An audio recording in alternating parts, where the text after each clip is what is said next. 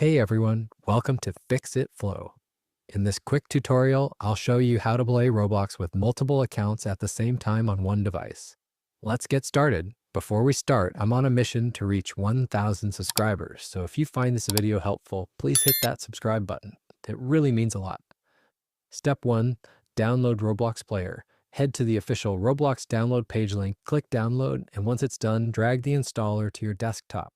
Double-click the file to install Roblox Player, then log in with your first Roblox account.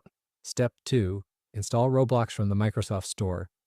Open the Microsoft Store. Search for it in the Windows search bar if you can't find it. Search for Roblox, then click Install. Open it and log in with your second Roblox account. Step 3. Use a web browser for a third account. Go to roblox.com in your browser and log in with a different account. You can even use another browser like Chrome, Edge, or Firefox to log in with a fourth account if you want. Now you can join the same lobby and play Roblox with multiple accounts at the same time, all on the same PC.